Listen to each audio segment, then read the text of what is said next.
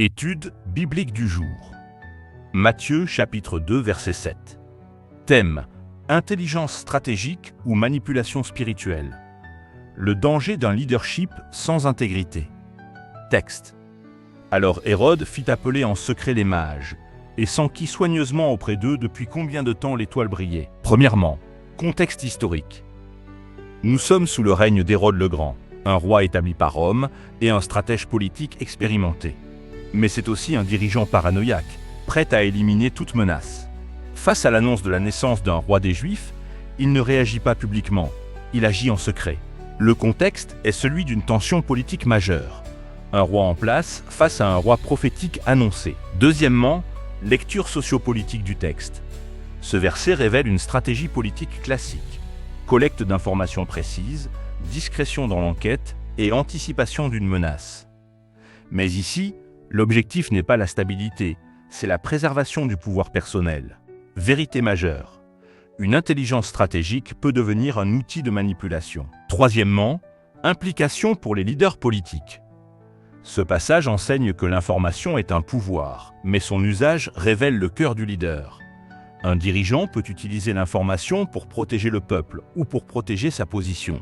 Le leadership sans éthique devient dangereux. Quatrièmement, implication pour les leaders religieux. Hérode consulte indirectement une révélation divine, l'étoile. Mais il ne cherche pas Dieu, il cherche à contrôler la situation. Danger actuel. Utiliser les choses spirituelles à des fins personnelles. Un leader spirituel doit rechercher la vérité et non manipuler le sacré. Cinquièmement, implication pour les entrepreneurs et décideurs. Dans le monde des affaires, l'analyse stratégique est essentielle. Mais ce texte avertit. Toute stratégie sans intégrité finit par détruire. On peut être intelligent, précis et méthodique, et pourtant dangereux si les motivations sont mauvaises. Sixièmement, implication pour la société. Ce texte expose une réalité universelle. Les systèmes peuvent fonctionner extérieurement tout en étant corrompus intérieurement. Une société devient fragile lorsque les décisions sont guidées par la peur et que le pouvoir est protégé à tout prix. Le problème n'est pas la stratégie, c'est l'absence de vérité. Septièmement, implication directe pour les chrétiens. Ce verset parle aussi à votre vie personnelle. Vous pouvez chercher des solutions et réfléchir stratégiquement. Mais attention à ne pas manipuler ni agir avec duplicité. Implication concrète.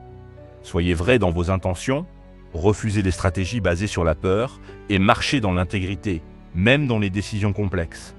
Dieu ne bénit pas les stratégies construites sur la duplicité. Huitièmement, principe herméneutique. Bien que nous ne soyons plus dans un contexte monarchique antique, le principe demeure. La connaissance peut être utilisée pour le bien ou le mal.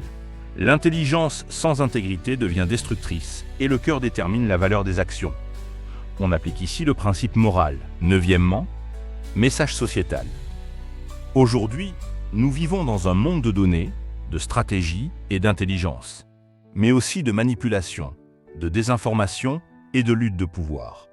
Matthieu 2, verset 7, nous rappelle que le vrai problème n'est pas le manque d'intelligence, mais le manque d'intégrité. Dixièmement, conclusion prophétique.